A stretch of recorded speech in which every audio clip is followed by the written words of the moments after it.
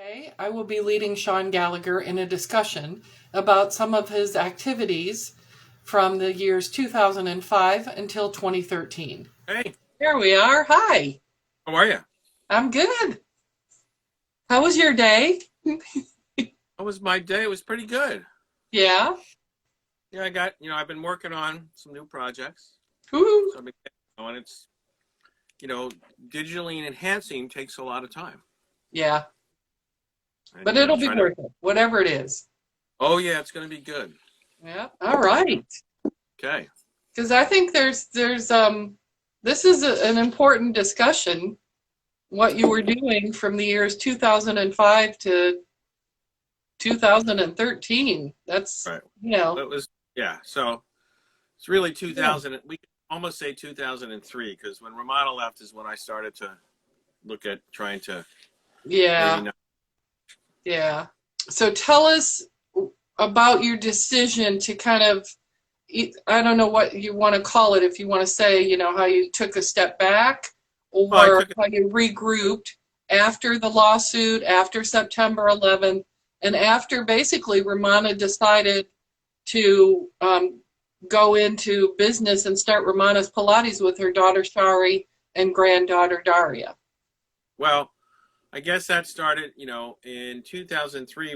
We did a conference in New Jersey, Okay. and Romano was there, and during that, it was during that conference, it was it was again celebrating with Ron, I think, and she sat me down and said, "I'm leaving. I'm going to Right. go with, Shari and Daria." And I kind of knew that might be happening because she had asked me to guarantee her that I would do everything for Shari that I did for her. Right. And at the time, I just couldn't do that. I could have politically done it, said, "Oh, sure, whatever you want," and then not done it. But that's not the kind of person I am. Right. And so I'm honest. I'm upfront and I'm honest about what I think and feel and do, and business wise and everything else. Not all, Yeah. people do You didn't things. want to you didn't want to mislead. Right. That's not how I Yep. do. That's not business. I try to be upfront and as much Yeah. as possible. So So you saw it coming. I understood. She wanted to take care of her family, and I get that. Hmm. Her daughter, her Hmm. granddaughter, that. So she basically said she was going to be leaving. And then, it took a little while, but, then she left. And that's when I started to, think about what I wanted to do. And at the time, I started talking, David Friedman was a training center in Florida, and Brett, Okay. was Brett and Catherine Cruzone was a training center in Rhode Island. And they came to me, I think in 2004, and, we finally did it five. It might have been early 2005. I can't remember, exact dates. Yeah. But, they basically came to me and said that they would want to, take over the training program because I wasn't, doing as much. Alyssa had left, because again, everything, I wasn't selling Everything equipment, changed. I wasn't Yeah. there. I was still doing, we still had trainings planned, but it wasn't like it was because she Hmm. basically took all those people and, Yeah. Juanita, all the training centers and everything else, they went Hmm. over. So that was, it was a blow to the business for sure. Right. So I did. They came to me and said they wanted to, you know, license it. So we negotiated back and forth and we came up with a license and that License was what? What did they want they to? licensed the training program. Oh, okay. And so I was, and I was licensed. I was going to step back, and what I did is the Hmm. license was for the USA, except for Manhattan. Because I didn't want to. I didn't step away all the way. I still had the studio. I still Right. wanted to do trainings, but I wasn't going to do the trainings all over like we did before. And they came to me and said they were going to do all this stuff, and they opened a few places and did some stuff, over the years. And so they And became the USPA. the United States Pilates Association was the name of their business because Okay. and that was one of the things they so you know in licensing them they couldn't use the New York Pilates Studio name or anything like that, but they could use the license and they could use Uh-huh. it to train. They had to do it. I mean, again, when Okay. you license a trademark, you got to do certain things. So they did all that stuff, All right. and and they also, what I did is I gave them the opportunity to also do the guild. They had a year to do that. They chose not to. So the Okay. guild, I kept it going, but I wasn't training those people, so it wasn't Right. as it was before as well. And then I also licensed them the archives, the ability to do archival workshops. So that's one of the things that happened is I was doing archival stuff, and then I had to stop because they wanted that in the license, so I gave it to them because I was like, okay, I'll let you guys do that as long Yeah. as long as it's out there. And they did a few workshops, archival workshops, but they didn't do a lot. Okay. What else? So that started in 2005-ish. Yeah. And how long was your agreement with them? Oh, it was for 20 years, up to 20 years. Okay. Because every 5 years it got redone. Okay. And, You would review it and say, should we continue or not? And so, every 5 years they got the opportunity, and we decided to change and stop. Mm-hmm. I can't go into all that stuff because it was Legal stuff. tell why what happened, but as of January of last year, I'm no longer they no longer have the license for the all of that stuff. Okay. As a matter of fact, when we did the pillow in the beginning, the first I that's why Elaine did most of it, is because I could still teach. Okay. I was allowed to go and teach, and I was Yeah. teaching I wasn't teaching the archives personally, and I wasn't teaching a training program, so I could teach in Massachusetts at a conference, and so I was able to do those things. So that's why we're more science-based and things like that. Yeah. I was restricted, and I gave that up, and I was fine with that at the time. But in 2013, after when I had a patient who was also a Pilates teacher that I had known for a while, and working on her, and you're doing PT, and you're there for a half hour, and you're talking, and she starts, on media, this is going on, and that's going on, and they're saying this, and they're saying that, and they're still making you look bad, and saying all these terrible things. So I started, because I wasn't really into any of that, right? I wasn't into the Pilates, into all that stuff. So I started to look, and then I started to comment. And, I was the bad guy, because, for, after 2000, I sort of, I stepped back, and I didn't involved. And, that dialogue that I had, that negative dialogue, just kept getting regurgitated. And then, the story gets told, and then, I got to be worse and worse and worse. It gets embellished.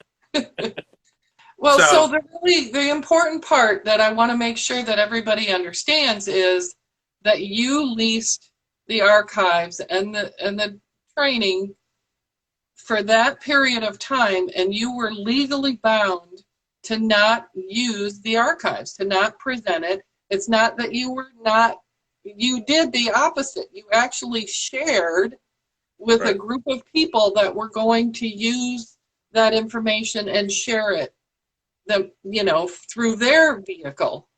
And it was a license, it was, license them that, the trademark and the bit, all that part of the business, I licensed to them. I kept my studio. I kept having, still did, teacher trainings, so there was still teacher training for Pilates studio. We still did it, not as often, but, I could do it, and so that's, that's how Elaine got to me, different people, the trainings over time, so. Yeah. So you kept teaching, doing physical therapy. Now this is where I think it gets interesting. I still taught, I still teach. I didn't teach Pilates, but I would teach a couple people a week in times. And then I had Walter, remember, we talked about Walter, that was the first time. And, I worked out with Walter and, trained him, so I was still involved. I just wasn't heavily involved. Right. And I when I did that, I basically, in some ways, it's okay because I had time to, spend with my kids. Yeah. When I look back, if I had wanted the trademark, I would have gotten so busy, I would have not been a PT anymore, and I would have been a Pilates instructor. I would have been a businessman Yeah. because it was growing, and you can't run a business, and you got to, if you're going to run the business, you got to run the business. Yeah. And, and when I had 7, or 8, PT and Pilates centers, I was really busy, Yeah. and you hire people, but you still have to, you can't just hire people and like let them go. It Right. doesn't work. I learned that business Right. wise a long time ago You is that still have to manage things. manage, and you have to, there's checks and balances, and there's a lot of work that has to happen. You can't just Yeah. like, oh, you got to look at somebody's got to read those reports and Yeah. all that stuff that happens. So Yeah. it allowed me more time because I can spend more time with my kids. I became the Cub Master. And Well, then the that's, Scout, yeah. have That's 3 so, Eagle Scout. My boys are all Eagle Scouts. yeah. So, it's not just me. I mean, my wife did a lot of work. I mean, it was that. Hmm. I What else were you doing? Well, I volunteered in my community, and one of the things what happened was, since I was doing the scouting, and I did that because I like to. I'm an outdoor guy. When I left home at 17, I went out to Colorado, then to Montana, and I used to go back and every weekend up into the Bitterroot Mountain Range, and you'd go 3 or 4. You go 2 days back and 30 miles Yeah. in, or 15 miles, 20 miles, whatever it was, to these alpine lakes. I love doing all that stuff, and I wanted my boys to be able to do that. So in scouting here, we were able to do a lot of camping and that type of stuff. Okay. So that's sort of one of the things that I did, and because I was with the boys, I wanted to make sure if something happened, I knew what to do, and I'd always kind of wanted to.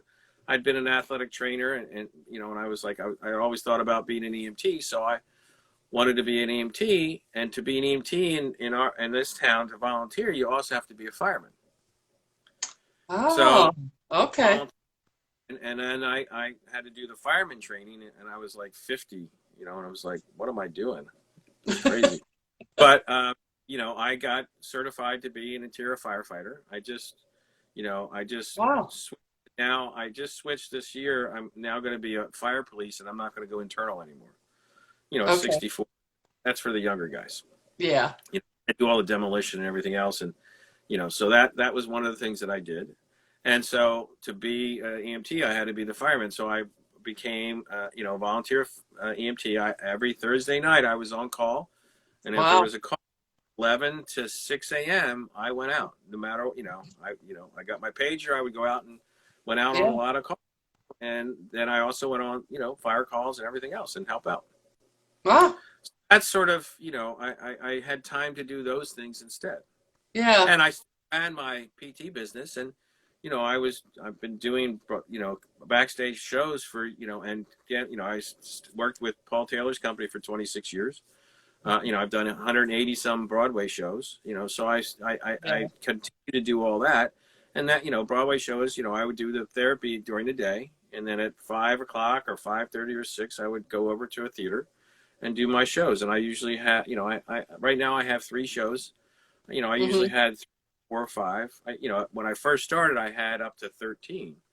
When I had all the, the 2 practices in the city, and I was the only guy doing it in the beginning. There was nobody really there at Broadway. Now there's lots of, and a lot of people who used to work for me and other people who haven't, and it's all, it's a lot more competition when I first started. But, I still do a couple shows. Okay. And, before you get too much further away, I want to share one of the comments. Angela said, fire police and Pilates police.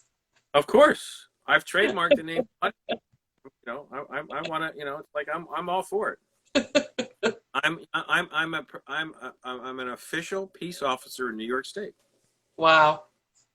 You have to do training and all that stuff. Now I can only do it for fires, but Yeah. I don't carry a gun. It's okay. Right. But then I do have my Pilates Pimp stick, but I don't take that to fire calls. Okay. So yes, I always say, we're the, Pilates teachers are the cheat police. We don't let people cheat. Right? You put them on that apparatus and you don't let them just do whatever they want to do. But, that's part of it, and some people take that they've taken that into a negative. Right. And that's that's their prerogative. Mm-hmm. And it's because, again, the trademark, and I sent letters, so I was the police, and I, I'm no Yeah. longer I'm not a police that way because I don't, when I had the trademark, I took care of it. When I don't have it, I don't care. Go do what you want to do. Mm-hmm. I don't waste my time. I'm not going to waste any time on that. Yeah. All right. Yep. So, boy, it sounds like you were really busy. Yep. I was. Angela says she's going to bring you a Welsh sticker for your pimp stick. Okay. So no. So for pimp sticks, what they do when you go hiking, a Uh-huh. lot of places have a little medallion that you can put a nail that has nail holes, and you put it from different places. So that's Oh, what you put on. The stickers don't last, but these are metal, and they're like an enamel or something.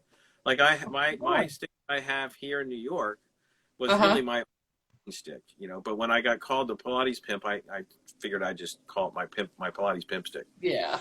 So, I'm having, the positives out of the negatives, and make people laugh, right? That's what it's all about. Exactly. Pimp stick 101. Now, Yep. yeah. But I have on that, those little Uh-huh. medallions. I have one for each level of the Cub Scouts, and then Uh-huh. I also, from 1995 to 2005, I toured a lot in Europe with Hubbard Street.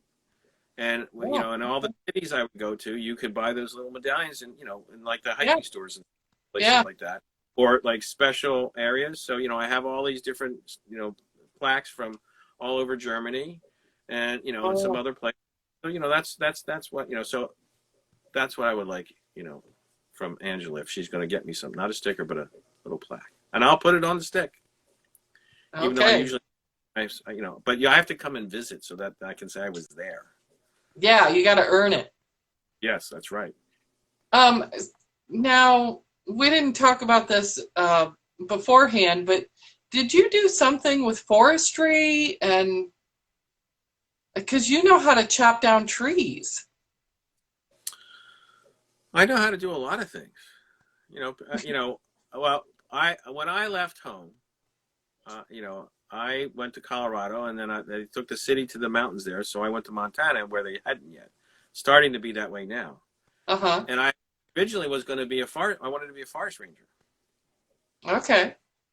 And when in high school, I also, helped cut down trees. One of my best friends and I, that was, he sort of tried to do that, and I would help him all the time. And we, I built houses in Colorado and Montana. I've done, Wow. lots of manual labor things over the years before I became a PT or a Pilates teacher.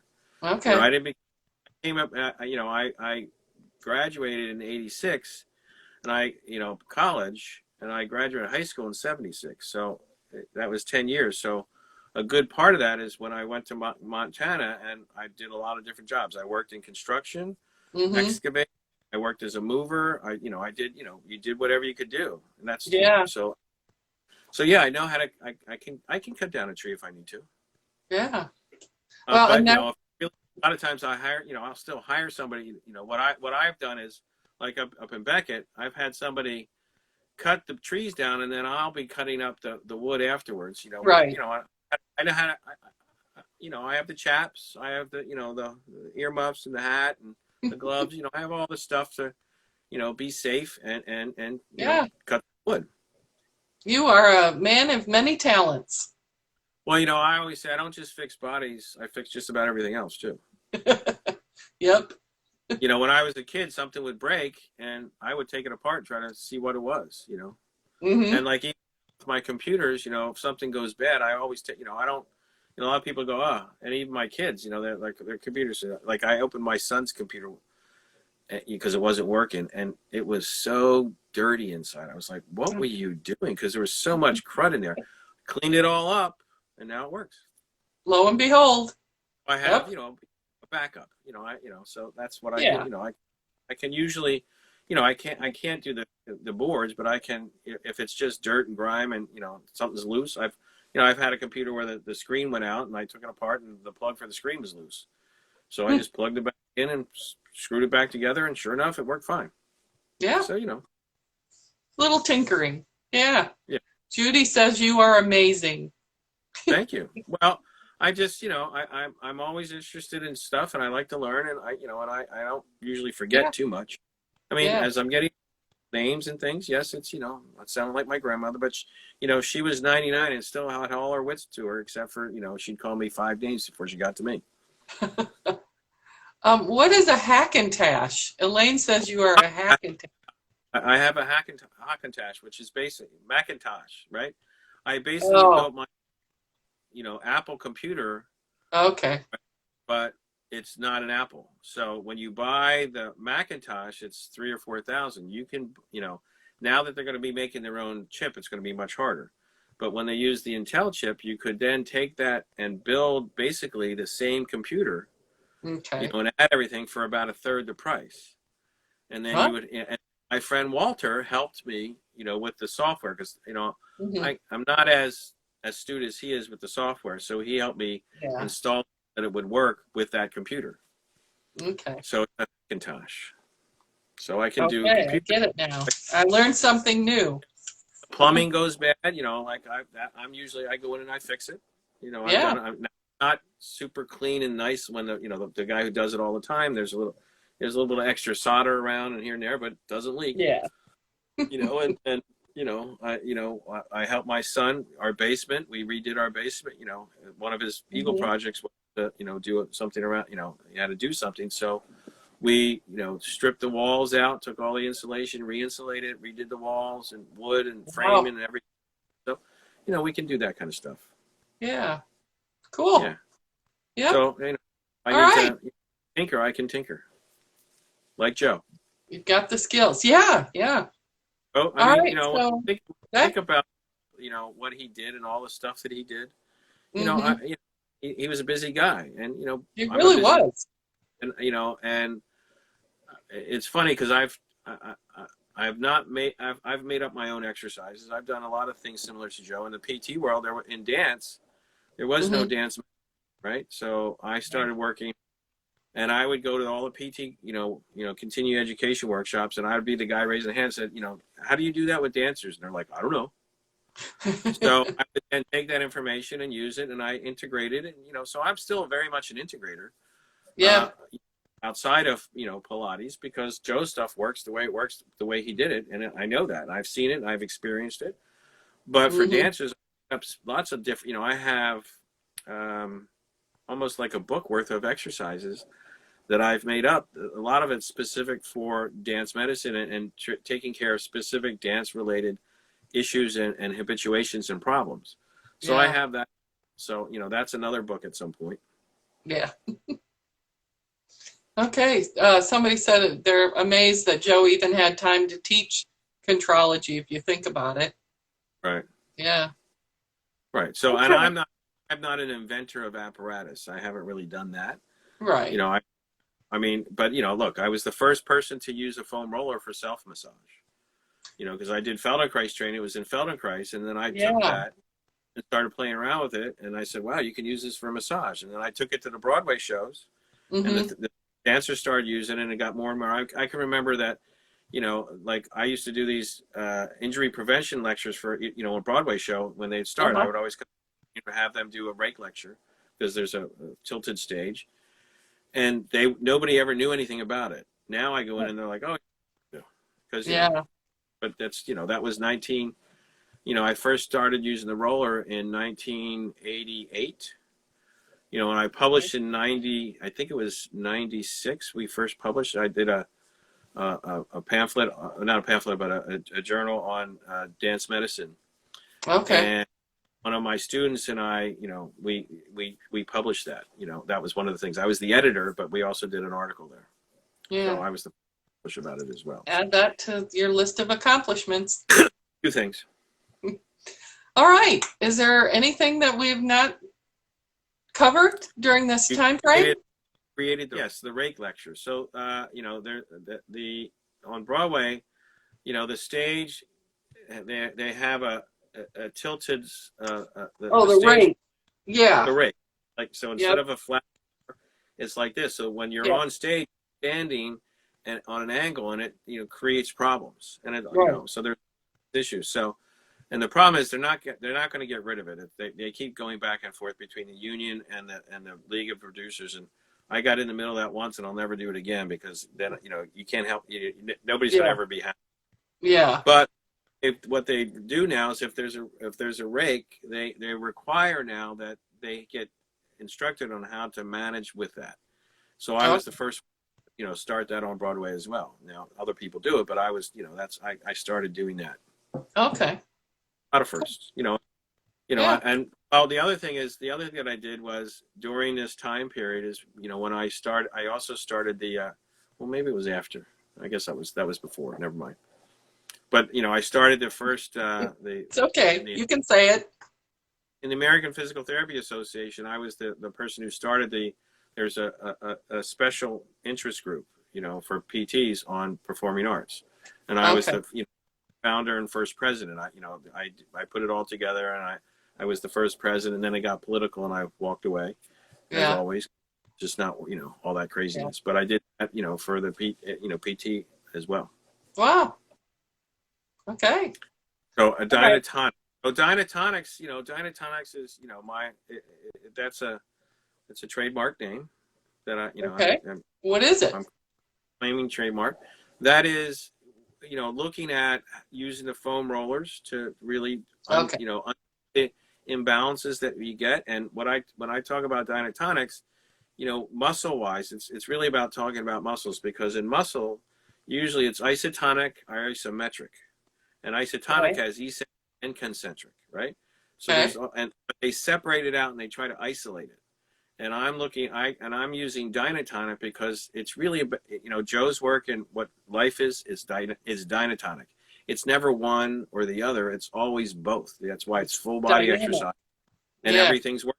A dynamic tone, and it's not, when they isolate it out and take it down into those levels, it's good for maybe learning and teaching. But when you want to bring it back into life, it doesn't, it doesn't usually get connected that way. And I'm trying to connect it with Dynatonics to really put that together so that you can do it. And then I use the foam rollers because what's the imbalance? It's either you're too tight, or you're too loose, or too strong, too weak.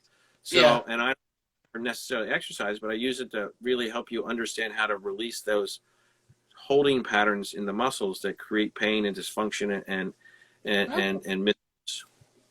Wow. How were you able to do so much, working all day, 9 to 5, shows at night, and then everything else? Were you working? You don't sleep. Just tell us the truth. You don't sleep.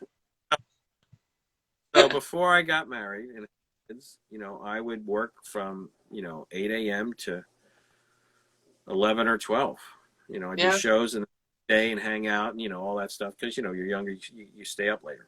Yeah. And then when I got married, it was a little less, and when the kids came and all that, it was less. So I would then do a 12-hour day or a 10-hour day, and then in the last couple of years before the pandemic, I was down to an 8. I was back to it took me 25 years to get to an 8-hour day. Yeah. And that was just PT and the shows, because I started coming in later and all that stuff. But I'm always working on something. Yeah. Like today, I was working on digitally digital. I'm always trying to. I've always got something in there. Well, I have more than one. There's I have things in the hopper. Yes, and we're glad you do. Let's do that. What are you talking about tomorrow? Tomorrow is Tuesday. Tomorrow is, let me think about this. I know the list. Elaine will tell us. I can't see the comments anymore. For some reason, she's gonna tell us in a second. Yeah. She's laughing out loud because we can't remember what it is. It's true. It's true. Social media. Is it social media? Yeah, social media tomorrow. Okay. About the things I've done over the years, and to try to put it out there and get it. Another thing that we're that's I'm busy doing that as well. So there's lots to do. Okay. Webinar. All right. Thanks, guys. All right. Thank you, everybody. Good night, and we'll see you tomorrow.